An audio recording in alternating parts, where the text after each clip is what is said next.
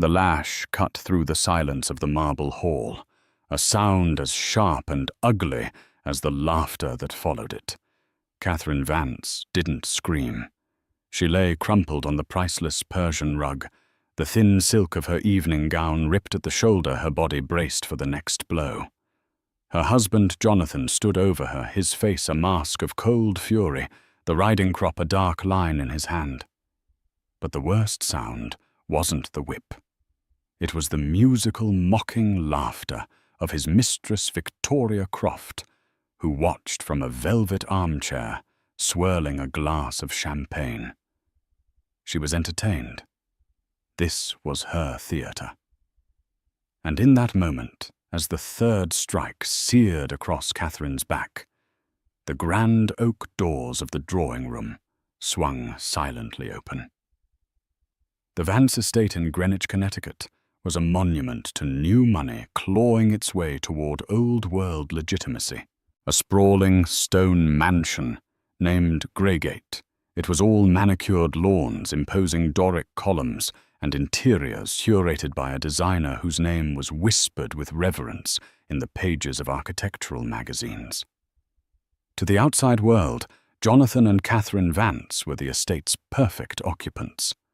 He was the brilliant, handsome executive vice president at Sterling Global, the multi-billion-dollar logistics empire founded and still ruthlessly run by his father-in-law, William Sterling.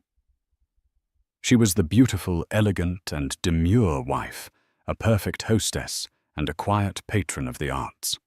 Their photographs graced society pages, a toast at the Met Gala, a shared smile at a charity polo match, a hand-in-hand stroll through Aspen. But inside Greygate, the air was as thin and cold as the mountain-top. The love Catherine had once believed in had long since curdled into a possessive, suffocating control. Jonathan, the charming suitor, who had quoted poetry and promised her the world, had revealed his true nature shortly after the wedding vows were exchanged. He was a man pathologically insecure, terrified of living in the shadow of her father. He saw the Sterling name not as a partnership, but as a brand he had to conquer. And he conquered it by attempting to break its air. The cruelty began subtly. A dismissive comment about her opinion in front of guests, a joke about her weight that was anything but. He isolated her from her old friends, deeming them unsuitable for their new station. He monitored her calls, screened her emails, and allocated her an allowance as if she were a child, despite her own family's immense wealth. Catherine, who had been raised to be gracious and to avoid conflict, found herself retreating inward. She made excuses for him. It was the pressure of work. It was his difficult childhood. She clung to the memory of the man she thought she had married, hoping he would one day reappear from behind the monster he had become. Then came Victoria Croft. Victoria was everything Catherine was not. Loud, brazen, and dripping with a predatory sensuality. She was a marketing consultant Jonathan had hired for a new subsidiary, and from the moment she entered their lives, she made her intentions clear. She didn't just want Jonathan. She wanted Catherine's life. She wanted the Vance name, the Greygate estate, and the proximity to the Sterling power she craved. Jonathan didn't bother to hide the affair. In his twisted mind, it was another tool of control, another way to humiliate his wife and prove his dominance. He brought Victoria to their home under the guise of late-night work sessions. He would praise Victoria's sharp business acumen in front of Catherine, contrasting it with Catherine's domestic sensibilities. Catherine would sit through excruciating dinners, listening to the woman sleeping with her husband, laugh at his jokes, touch his arm, and look at her with an expression of triumphant pity. Catherine's pleas for him to stop were met with cold threats. "Don't you dare embarrass me, Kate," he would hiss when they were alone. "Your father may own the company, but in this house I own you. Your life is perfect. Don't make me ruin it. The threat was always implicit. He would create a scandal so vile it would tarnish the sterling name, a name her father protected with the ferocity of a king guarding his kingdom. And so Catherine endured. She played the part of the perfect wife, her heart a cold, heavy stone in her chest. The evening it all shattered began like any other. Jonathan was hosting a small private dinner for a potential investor, a German industrialist named Klaus Richter. Catherine had overseen every detail: the floral arrangements, the 5-course menu from their private chef, the precise vintage of Bordeaux to be served. She moved through the evening with practiced grace, a beautiful automaton smiling in all the right places. Victoria was there, of course, seated to Jonathan's right ostensibly as his key marketing strategist. She wore a blood-red dress that left little to the imagination, her eyes glittering with malice every time they met Catherine's. Throughout the dinner, Jonathan subtly undermined Catherine at every turn. When she offered an opinion on a recent art acquisition, he chuckled and said, "Darling, let's stick to what you know, shall we, table settings and charities." Victoria had smirked into her wine glass. When Klaus Richter complimented the estate, Jonathan had draped an arm over Victoria's chair and said, "Victoria has some incredible ideas for redecorating, a more modern vision." Catherine felt a familiar cold dread pool in her stomach, but she held her head high, her posture perfect, her expression serene. This was her armor. After the investor had departed, promising a follow-up, the fragile peace of the evening shattered. The front door had barely clicked shut when Jonathan turned on her, his face dark with rage. "What was that?" he snarled. Catherine was genuinely confused. What was what, Jonathan? The evening went perfectly. "Don't play dumb with me," he snapped, advancing on her. "The way you looked at him, the way you were trying to engage him in conversation, you were undermining me." "I was being a hostess," she replied, her voice trembling slightly. "I was making our guest feel welcome." Victoria, who had been freshening her drink at the bar, sauntered over. "Oh, darling, it was a little more than that," she purred, her voice dripping with poison. "You looked so desperate for attention. It was rather pathetic." "This has nothing to do with you, Victoria," Catherine said, her control finally starting to fray. Jonathan grabbed her arm, his fingers digging into her skin. "She is my guest, in my house. You will show her respect." His eyes were wild. His breath smelled of expensive whiskey. "You think you're so untouchable, don't you? With your perfect breeding and your father's name. But you're nothing without it. You're nothing without me." He was seething, spiraling into one of the rages she had come to fear more than anything. He dragged her from the foyer into the grand drawing room, the one with the soaring ceilings and the massive fireplace. Hanging above the mantel was a collection of antique riding crops, a pretentious affectation from a man who had been on a horse twice in his life. He reached up and took one down a thin, cruel-looking thing of braided black leather. Catherine's blood ran cold. It had never gone this far before. "Jonathan, no," she whispered, her voice barely audible. "Please." "You need to be taught a lesson, Catherine," he said, his voice dangerously calm. "A lesson in humility. You need to remember your place." He shoved her hard. She stumbled, catching her heel on the edge of the rug and falling to her knees on the floor. Her carefully constructed composure crumbled, replaced by a raw, primal fear. From her armchair, Victoria Croft picked up her champagne flute, took a delicate sip, and settled in to watch the show. Her expression was one of pure, unadulterated pleasure. This was the ultimate victory for her. This was the final, absolute humiliation of the woman whose life she intended to steal. Jonathan raised the crop. The world narrowed to the space between Catherine's body and the braided leather whip in her husband's hand. The vast drawing room with its collection of priceless art and antique furniture felt like a cage, the air thick with the scent of whiskey and Victoria's cloying perfume was suffocating. Every muscle in Catherine's body tensed, a scream lodging itself in her throat, silent and sharp. "Please, Jonathan," she begged, her voice a fractured whisper. "Don't do this." His face was unreadable, a mask of chilling indifference. "A wife should be obedient," he stated, as if reading from a Victorian-era manual on marriage.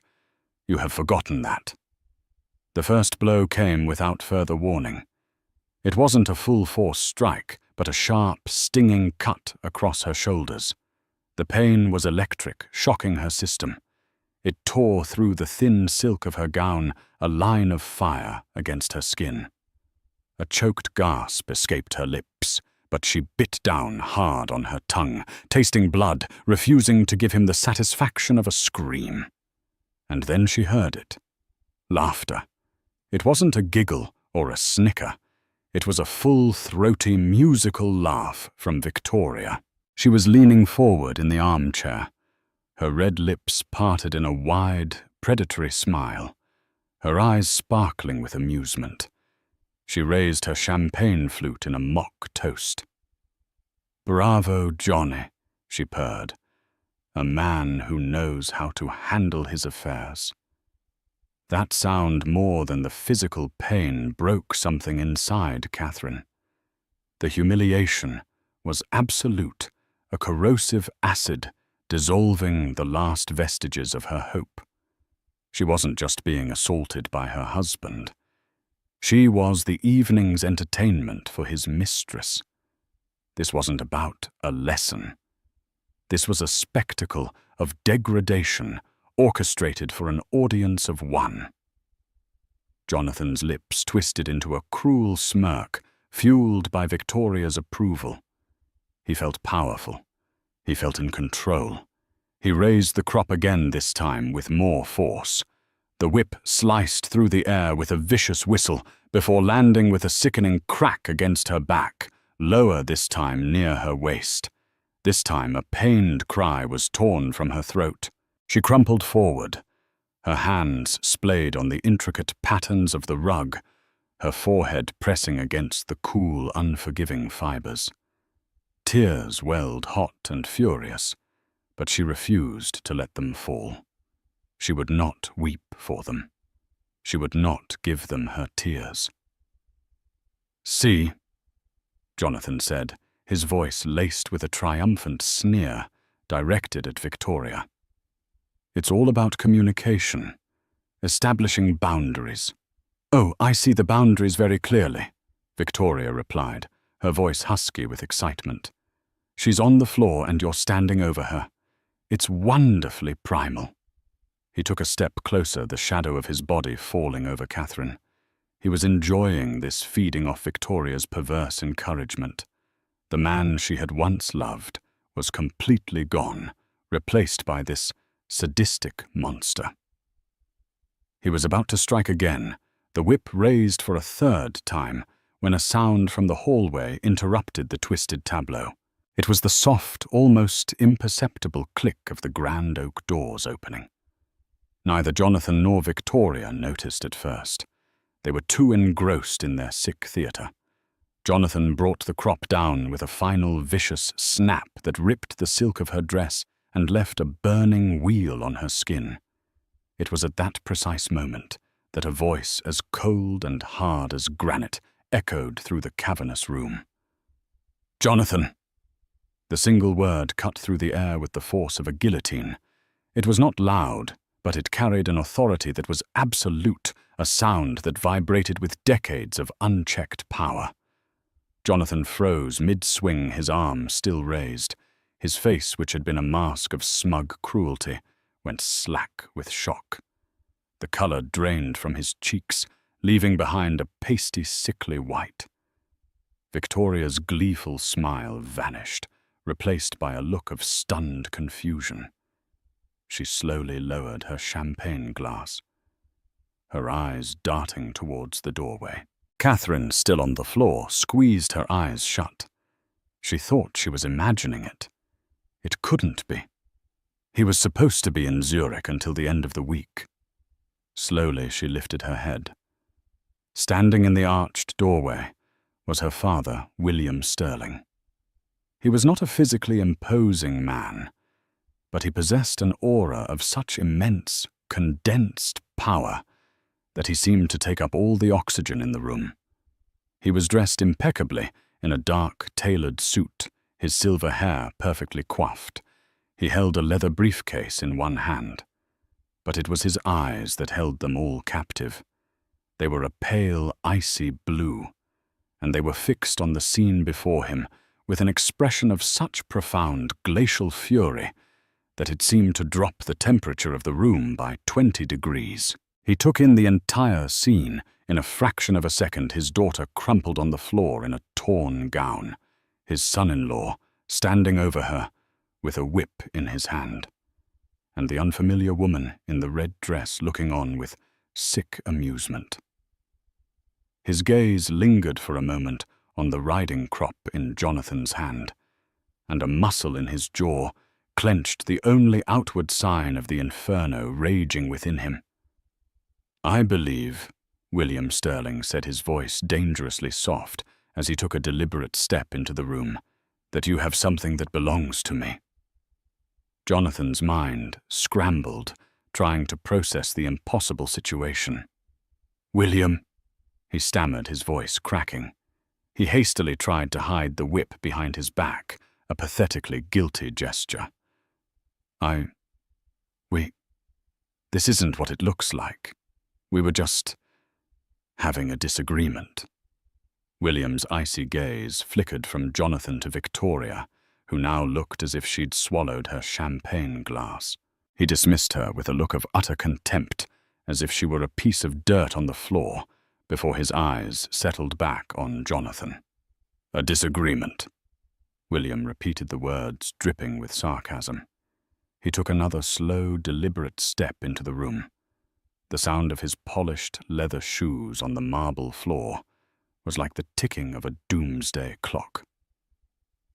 "My daughter is on the floor, her dress is torn, and you are holding a whip. Explain to me, Jonathan, what kind of disagreement ends like this?" "It was a misunderstanding," Jonathan babbled, sweat beading on his forehead. She's overly emotional. She fell." Catherine watched her father. She saw him glance at her, and for a fleeting moment the icy fury in his eyes was replaced by a look of deep, gut-wrenching pain. It was the look of a father seeing his child broken. Then, just as quickly, the mask of cold rage snapped back into place. William walked past Jonathan as if he wasn't there. He knelt beside Catherine, his movements stiff but gentle. He didn't try to help her up. Instead, he simply placed a hand on her uninjured shoulder. His touch was warm and solid, an anchor in the swirling vortex of her pain and humiliation. "Catherine," he said, his voice now devoid of anger, filled only with a quiet, firm resolve. "Are you hurt?" She couldn't speak. She could only look into his eyes and give a slight, almost imperceptible nod. That was all the confirmation he needed. He stood up, turning to face his son-in-law. Jonathan, who had been a swaggering tyrant moments before, now looked like a schoolboy caught in a lie, shrinking under William's gaze. "Get out," William said. The command was absolute. "What? This is my house," Jonathan blustered, a pathetic attempt to reclaim some semblance of authority. William's lips curved into a smile that held no warmth, no humor. It was a terrifying sight. Let's clarify. The down payment for this house came from a trust I established for Catherine. The mortgage is secured against stock options in my company, which I granted you. The staff are paid by an account that I fund. So no Jonathan. This is my house. You are merely a guest whose welcome has just expired. Now get out of my sight before I do something we'll both regret." He then turned his head slightly, his gaze falling upon Victoria, who had frozen in her chair. "You too, prostitute. Leave the champagne." The raw, undisguised contempt in his voice finally broke Victoria's paralysis. She scrambled out of the chair, her face a blotchy mess of shock and fear, and practically fled the room without a word. Jonathan stood his ground for a moment longer, his mind racing. "You can't do this, William. Think of the scandal. Think of the Sterling name." It was his last desperate card to play. William Sterling actually laughed, a short, sharp, mirthless sound. "You think I care about a scandal more than I care about my daughter? You have mistaken my priorities for your own. You have made a catastrophic miscalculation." He walked over to the bar, picked up the telephone, and dialed a number from memory. "Hello, Michael," he said into the receiver. "It's William Sterling. I need you to come to the Vance estate in Greenwich. Yes, now. And bring Dr. Evans with you. No, the police will not be necessary. Not yet. This is a private matter. I am handling it." He hung up the phone and turned back to Jonathan, his eyes as cold and unforgiving as a winter sea. "Your life as you know it," William Sterling said softly, "is over." The 20 minutes that followed were a silent, tension-filled eternity. Jonathan remained rooted to the spot, a statue of impotent fury and panic. William Sterling didn't speak to him or even look at him again. Instead, he retrieved a cashmere throw from a nearby sofa and gently draped it over Catherine's shoulders, shielding the torn fabric of her dress. He helped her to her feet and guided her to an armchair, the one opposite the one Victoria had just vacated, as if to cleanse the space by her presence. He then poured a glass of water from a crystal decanter and handed it to her. Her hands were shaking so violently she could barely hold it. When Michael arrived, he was the personification of quiet competence. A man in his late 50s with graying temples and the watchful eyes of a man who had seen everything. He was William Sterling's head of personal security, a role that encompassed everything from bodyguard to private investigator to fixer. With him was Dr. Evans, a discreet family physician who carried a well-worn leather medical bag. William's instructions were clipped and precise. "Michael, escort Mr. Vance to the guest house. He is not to leave the property. He is not to use a phone. He is not to contact anyone. See to it personally." Michael simply nodded. "Sir." He turned to Jonathan. "Mr. Vance. This way, please." There was no menace in his tone, but the command was backed by an unspoken promise of overwhelming force. Jonathan, after a moment of sputtering protest, saw the futility of arguing.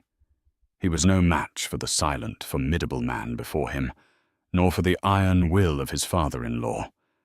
Defeated, he allowed himself to be led from the room, casting one last hateful glare at Catherine. "Dr. Evans," William continued, his voice softening as he turned back to his daughter. "Please look after Catherine. Check her for any injuries." While the doctor tended to Catherine in the library, gently cleaning and dressing the angry red wheals on her back, William Sterling made a second phone call. This time it was to his legal team. The conversation was brief and brutal. He invoked clauses in Jonathan's employment contract and the prenuptial agreement clauses he himself had insisted upon. By dawn, Jonathan's access to all company accounts, emails, and properties would be revoked. His corporate credit cards would be declined. His assets, tied as they were to Sterling Global, would be frozen. William was not just dismantling a marriage. He was systematically dismantling a life.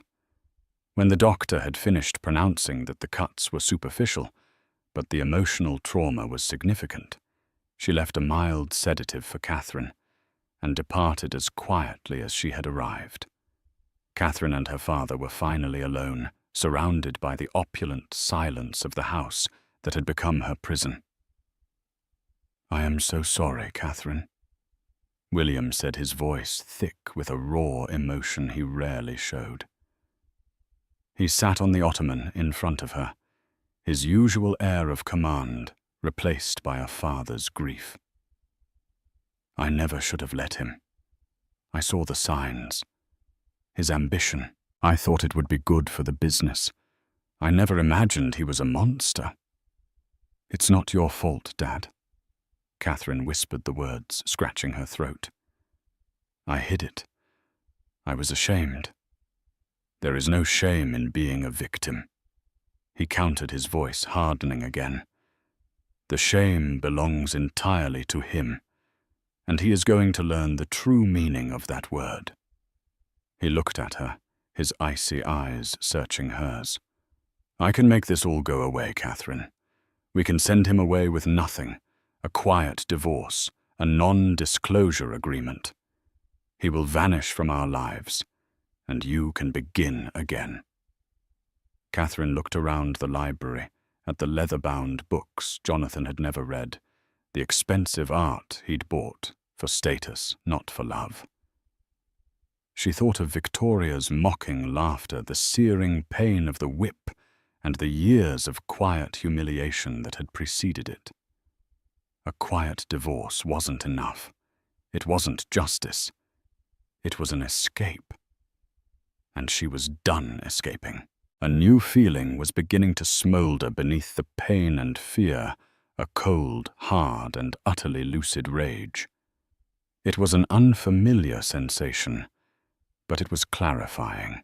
It burned away the fog of denial she had lived in for so long. "No," she said, her voice surprisingly steady. "No, that's not enough. He can't just vanish. He and that woman. They can't just walk away from this and build a new life somewhere else. They enjoyed it, Dad. They thought it was a game." William watched her, a flicker of something new in his expression. It was respect. He was seeing not just his daughter, but a reflection of his own iron will, a trait he had long feared was absent in her. "Then what do you want?" he asked quietly. "I don't just want to divorce him," Catherine said, leaning forward, the pain in her back a dull throb that now seemed to fuel her resolve. "I want to ruin him. I want to ruin them both. I want to take away everything they have and everything they hope to be. I want them to know that I did it.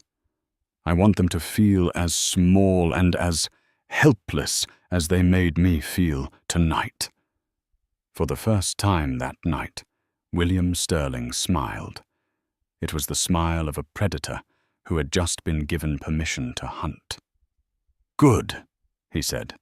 "That's the Sterling blood I was looking for. We won't just get revenge, Catherine.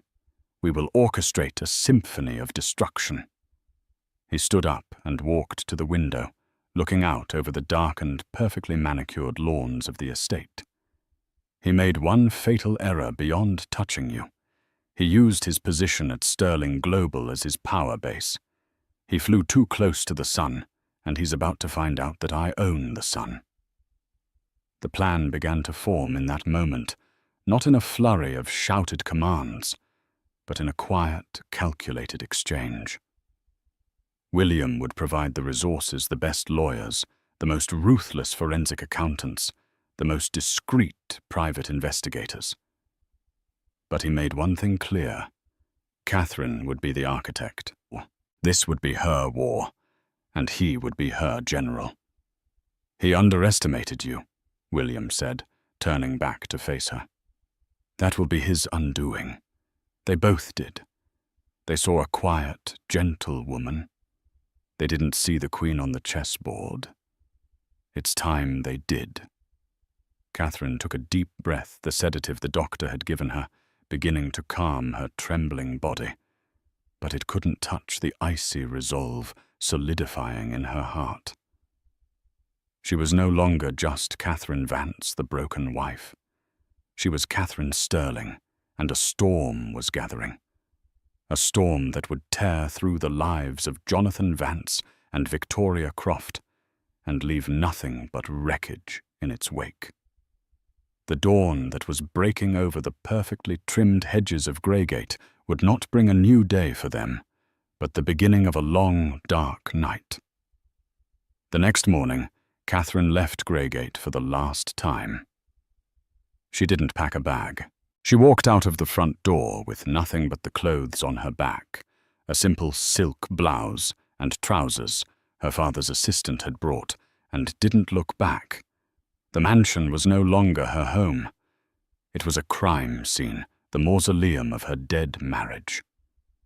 She was taken to her father's penthouse on Fifth Avenue, a stark, modern fortress of glass and steel overlooking Central Park.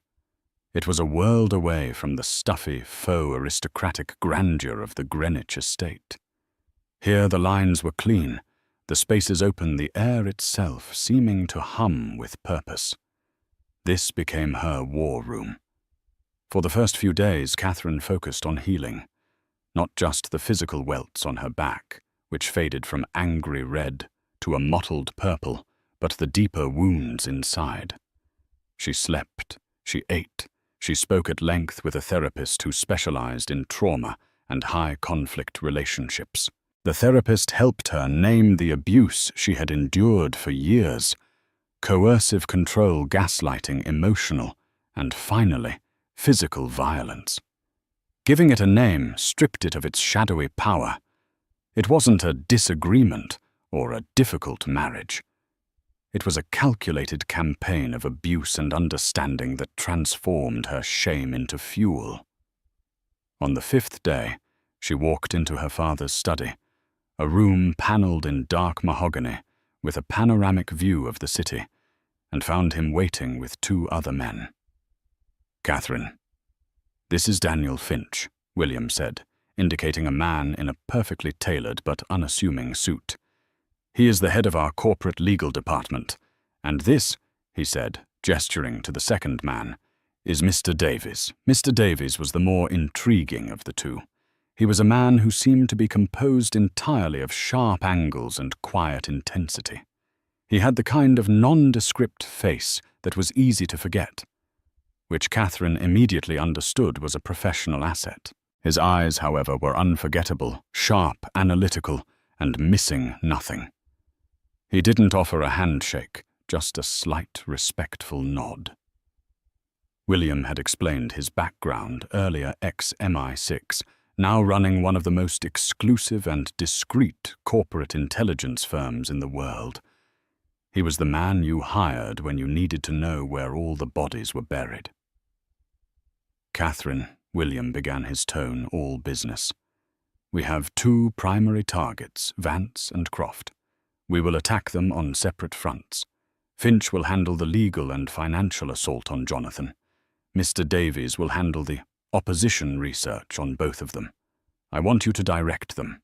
They report to you now." Finch, a seasoned lawyer used to dealing with corporate titans, looked slightly surprised, but masked it quickly. Davies's expression didn't change at all. Catherine took her seat at the head of the large mahogany table. For a moment, she felt a flicker of the old insecurity, a voice whispering that she was out of her depth. Then she remembered Victoria's laughter, and the voice died. "Mr. Finch," she began, her voice clear and firm. "What is Jonathan's current status?" "Legally, he's in limbo," Finch replied, opening a sleek leather portfolio. "His employment is suspended pending an internal investigation. His assets are frozen, due to a preliminary injunction we filed citing potential misappropriation of company funds. The prenup is ironclad. In a divorce, he's entitled to a one-time payment of $500,000 and nothing more. He forfeits all claims to property stock and future earnings. That's not enough, Catherine said flatly. I don't want him to walk away with $500,000. I want him to walk away with debt and a criminal record. What's the basis for the misappropriation claim? It's a broad claim for now, Finch admitted. We're alleging he used company resources for personal gain. Lavish trips with Ms. Croft billed as business expenses, questionable consultancy fees. We need something more substantial to trigger a federal investigation. Then we find it, Catherine said, turning her attention to the other man. Mr. Davies, I want to know everything about Jonathan Vance. Every secret, every weakness, every dirty deal he's ever made. I was married to him for 5 years, but I have a feeling I never knew him at all. Then she turned her focus to the other target. And I want to know everything about Victoria Croft. She presented herself as a top-tier marketing genius from a good family in Boston. I never believed it. Find out who she really is, where she came from, what skeletons are in her closet. I want to know what she's most afraid of. Davies gave another slight nod. We have already begun. Standard preliminary sweeps. Ms. Croft's digital footprint is curated. Almost too perfect. A master's degree from Wharton, a series of successful positions at boutique firms. But the history is thin before that. It suggests a reinvention. We will find the original. And Mr. Vance, he's arrogant, Davies stated simply. Arrogant men get sloppy. They believe they are invincible. They leave tracks. We are currently analyzing all his communications through the company servers, his travel records, and his financial transactions going back 7 years. We are particularly interested in a shell corporation he set up 2 years ago, Vanguard Solutions. It received substantial payments from a subcontractor working on our new shipping terminal project in Rotterdam. Catherine's eyes narrowed.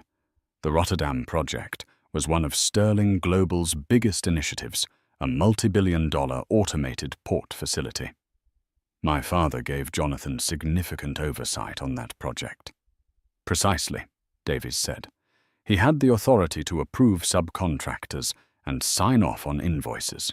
Arrogant men don't just steal petty cash. They go for the crown jewels. The strategy was set. It would be a two-pronged attack. The first prong, led by Finch, was the overt legal assault. The divorce, the employment termination, the civil suits. This was the battering ram that would break down his gates. The second covert prong, led by Davies, was the sword of Damocles. They would gather the evidence of his criminal activities, holding it back until the perfect moment. For Victoria, the plan was different, more personal, more insidious. She wants social status, Catherine mused aloud, more to herself than to the men in the room. She wants to be admired, to be envied. She clawed her way into our world. Ruining her financially won't be enough. We have to expel her. We have to make her a pariah. Social exile can be arranged, Davies said, his tone flat. Once we know who she truly is, we can ensure that the right people are made aware of it. The society columns can be just as brutal as a courtroom. Over the next 3 weeks, the penthouse became a command center. Catherine worked tirelessly, often late into the night. She shed the last remnants of the timid, passive woman she had been. The abuse had burned away her naivete, leaving behind a core of tempered steel. She was sharp-focused and utterly ruthless. She reviewed financial statements with Finch, spotting anomalies with an intuition that surprised the veteran lawyer. She analyzed surveillance reports from Davies's team, piecing together timelines and connecting disparate pieces of information. She learned that Jonathan was trapped at the guest house, cut off, and growing more desperate by the day, bombarding Finch's office with angry, threatening calls that were all meticulously recorded. She learned that Victoria had tried to contact him, but her calls were blocked. She was holed up in her luxury apartment, a lease paid for, by Jonathan's now frozen accounts, likely wondering why the money had suddenly stopped. Catherine was no longer a victim reacting to trauma. She was a strategist, a hunter. She was forging the sword of her own vengeance, and she was learning to wield it with terrifying precision. Every document she read, every report she analyzed, was another step towards the complete and utter annihilation of the two people who had tried to destroy her. She wasn't just taking back her life, she was preparing to burn theirs to the ground. The breakthrough came on a rainy Tuesday afternoon, 4 weeks after the attack. Mr. Davies arrived at the penthouse not with a file, but with a single encrypted tablet. He placed it on the mahogany table in front of Catherine and her father. "We have them," he said without preamble. His usual stoic expression was tinged with a hint of professional satisfaction. He tapped the screen, bringing up a complex flowchart of bank accounts, shell corporations and wire transfers.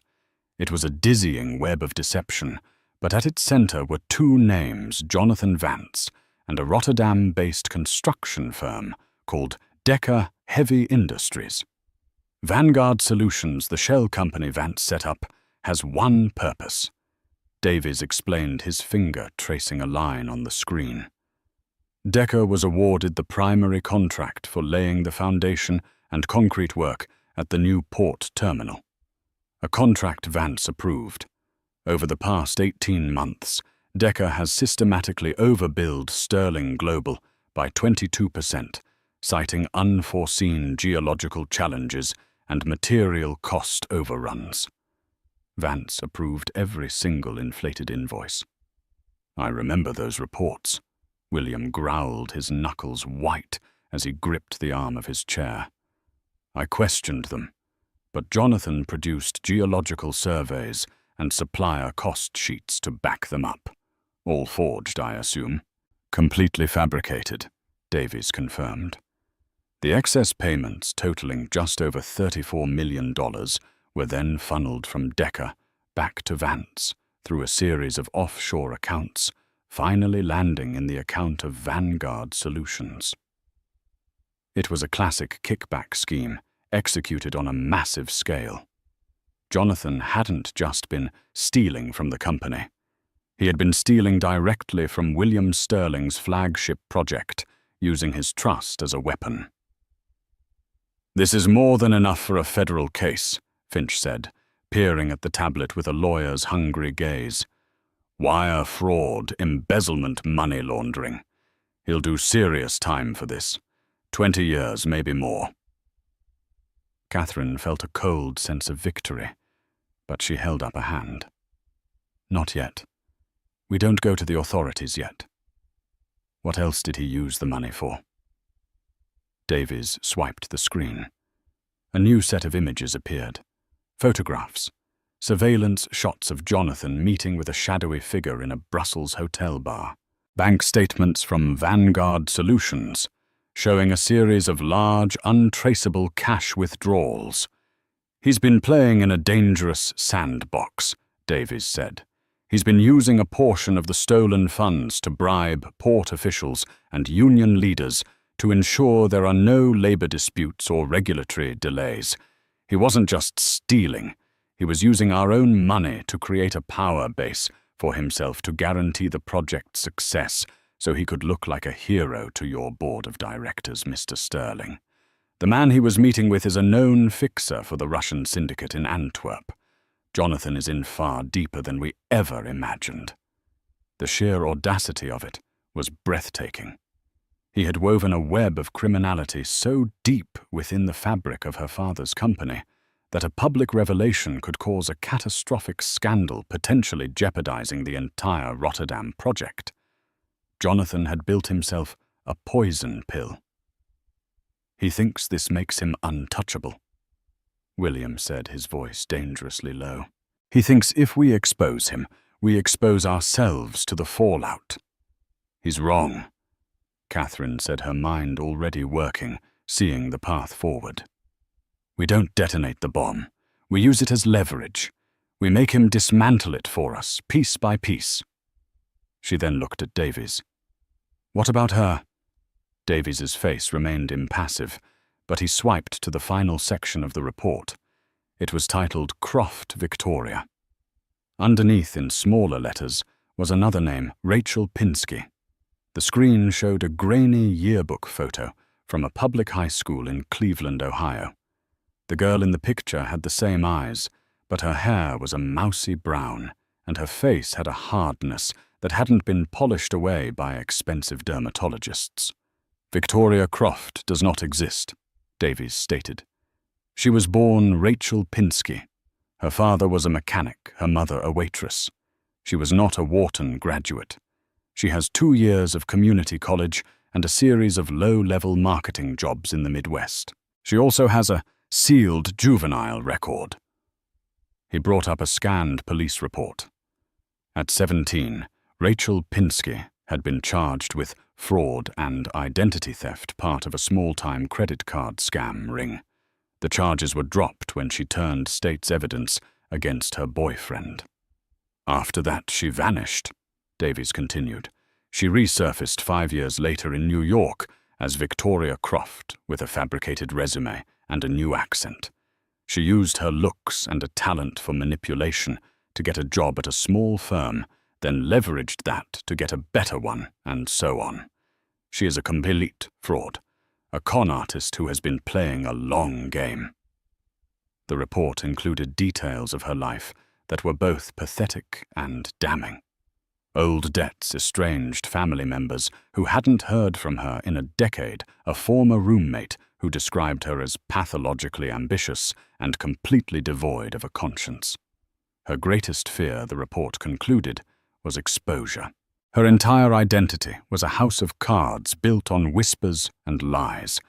If someone were to blow on it, it would disintegrate. Catherine stared at the picture of the young, hard-faced girl from Cleveland. This was the woman who had laughed as she was being beaten. This was the parasite who wanted to steal her life. She felt no pity, only a cold, clear purpose. "Mr. Davies," Catherine said, "I want you to package this information. Everything on Rachel Pinsky. Not the criminal allegations against Jonathan, just the information about her. Create a dossier. Make it anonymous, untraceable." "And to whom shall I send it?" Davies asked. Catherine smiled, a chilling, predatory expression that her father recognized instantly. It was his smile. "To everyone," she said. "We'll start with Brenda Carlyle at the New York Ledger. Her society gossip column, Carlyle's Court, is the Bible of the world Victoria so desperately wants to belong to. Then we'll leak it to the board members of the charities she sits on, to the other consultants at her firm. We won't just expose her. We will make her name, both of her names, synonymous with scandal and deceit." The plan was now complete. They had the financial and criminal leverage to utterly destroy Jonathan. They had the personal, humiliating truth to decimate Victoria. But Catherine knew the final act couldn't happen in a courtroom or a boardroom. It had to be face-to-face. She needed to be the one to watch the light go out in their eyes. The storm was no longer gathering. It was about to break. The first strike was surgical and silent. A plain manila envelope with no return address was delivered by messenger to Brenda Carlyle's office at the New York Ledger. Inside was the meticulously prepared dossier on Victoria Croft, a.k.a. Rachel Pinsky. It contained the yearbook photocopies of the old police report and a short typed summary of her fraudulent history. It was an anonymous tip, a journalist's dream. 3 days later, Carlisle's court ran a devastating front-page story under the headline, "Social Climbers, Shocking Secret, the Two Faces of Victoria Croft." The article was a masterpiece of character assassination. It painted a picture of a calculating grifter from Ohio who had conned her way into the city's elite circles. It detailed her fabricated education, her invented family history, and hinted at a sordid criminal past. By noon, the story was everywhere, a viral firestorm burning through the social and professional networks Victoria had spent years cultivating. The fallout was immediate and catastrophic. Her consulting firm, terrified of the scandal, terminated her contract, citing a morals clause. The boards of the two prestigious charities she had fought so hard to join called emergency meetings and summarily voted her out. Invitations to upcoming galas and events were rescinded via terse emails. The friends who had once flocked to her side now crossed the street to avoid her. She was no longer Victoria Croft, the glamorous marketing guru. She was Rachel Pinsky, the fraud from Cleveland. In a world built on reputation and perception, her identity had been executed. Davies's team reported that she had not left her apartment in days.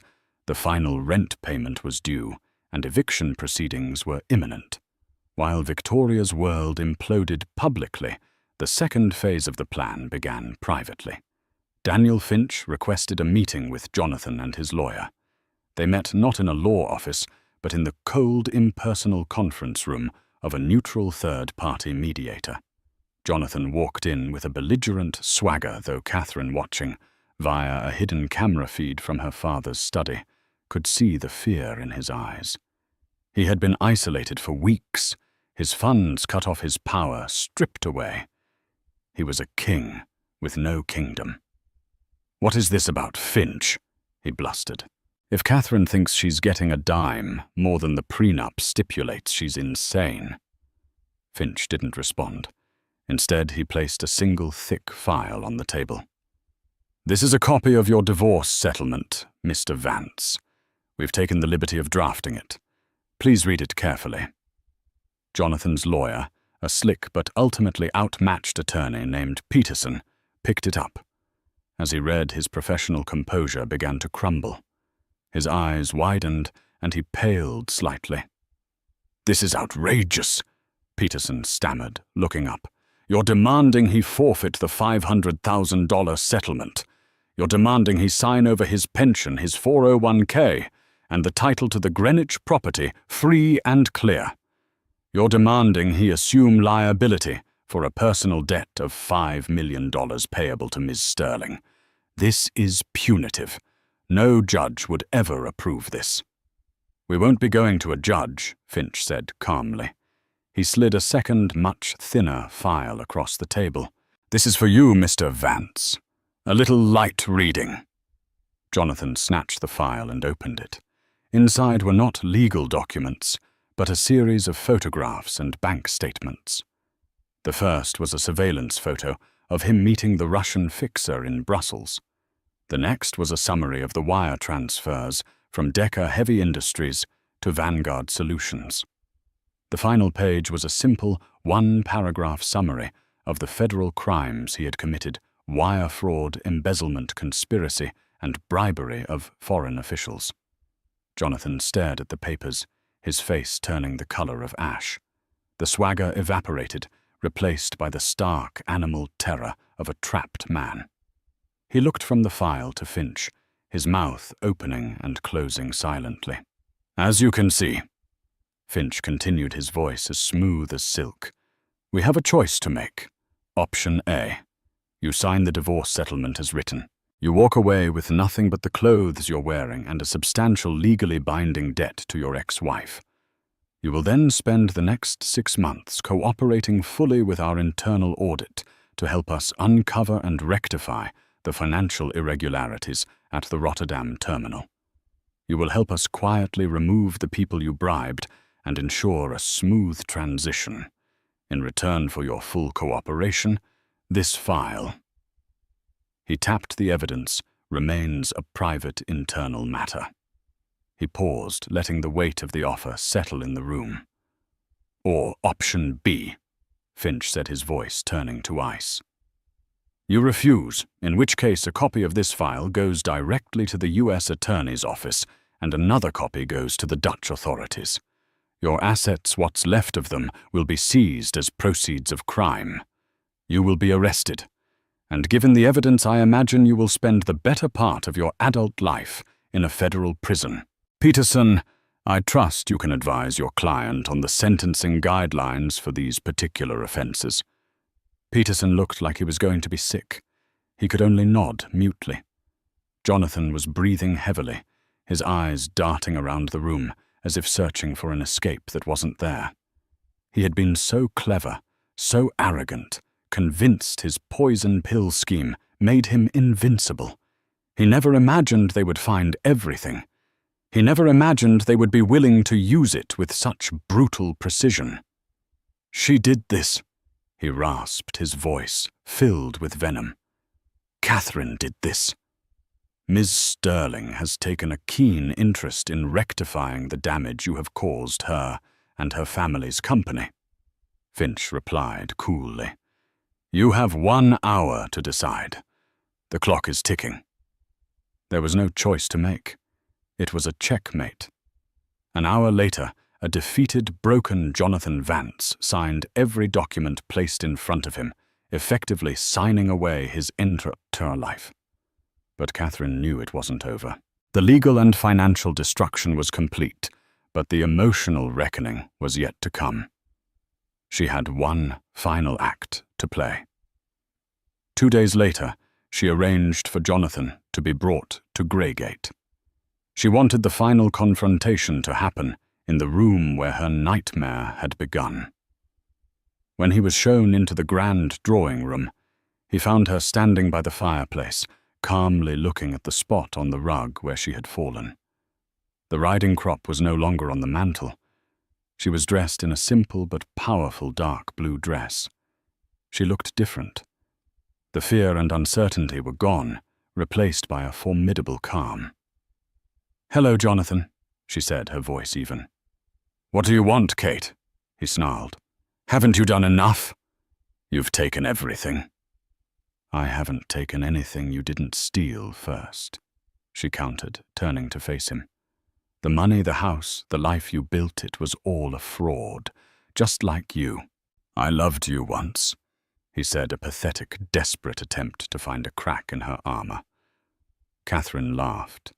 It wasn't the hysterical, mocking laughter of Victoria Croft. It was a cold, pitying sound. "No, you didn't. You loved the idea of me. You loved my name, my father's money.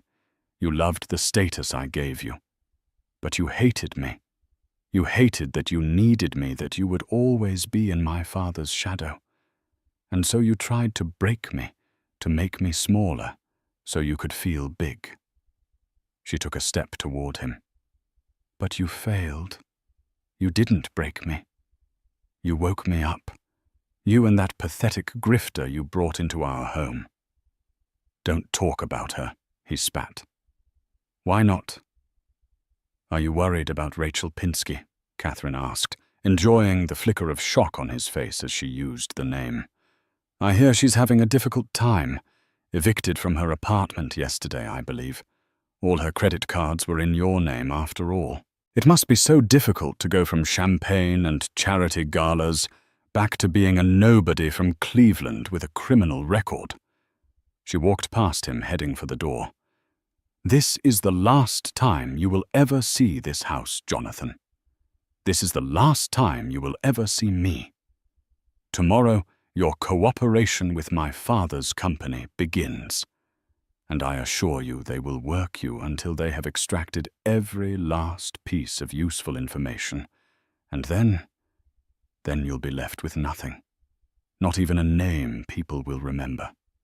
Just a $5 million debt you'll never be able to repay." She paused at the doorway, turning back for one last look at the man who had tormented her. He looked small and pathetic, lost in the vastness of the room he had once commanded. "You wanted to teach me my place," she said, her voice dropping to a whisper. "But all you did was help me find my own. Goodbye, Jonathan." She walked out without looking back, leaving him alone in the silent monument to his own destruction. The unraveling was complete. In the aftermath, the silence left by the storm was profound. Jonathan Vance, as promised, became a ghost. To avoid prison, he was forced to help dismantle the web of fraud he had created, only to be cast aside by Sterling Global once his usefulness expired. He vanished from public life, a disgraced man with an insurmountable debt erased from the world he fought to conquer. Victoria Croft's demise was more public. As Rachel Pinsky, she was a pariah. The social circles she'd infiltrated slammed their doors, leaving her unemployable and destitute. Her punishment was to live as a bitter shadow forever on the outside of a life she'd only pretended to have. Catherine, however, did not retreat into a quiet life. She reclaimed her maiden name and her power. Refusing to be a mere heiress, she took a leading role at Sterling Global, creating a new ethics division to rebuild the integrity Jonathan had shattered. She excelled her personal experience with deceit, giving her an unmatched insight that earned the respect of veteran executives. She sold the Greenwich estate, exorcising its ghosts, and used the funds to establish the Sterling Foundation for Victims of Domestic Abuse, transforming her personal trauma into a public shield. A year later, looking out over the London skyline, Catherine was finally whole. The scars on her back had faded reminders not of pain, but of the strength she had forged in the fire. The revenge was not just about justice, it was a reclamation. She hadn't just destroyed her enemies. She had built a new world from the ashes, one where she was no longer a victim in a cage, but the powerful architect of her own destiny. And so Catherine Sterling's story isn't just one of revenge. It's a testament to the incredible strength that can be forged in the fiercest of fires. It's about how the deepest betrayals can sometimes awaken a power within us we never knew we possessed. She didn't just get even. She rose above transforming her personal tragedy into a source of strength and a beacon of hope for others. Her journey reminds us that the ultimate victory isn't just in watching your enemies fall, but in building a better life from the rubble they left behind.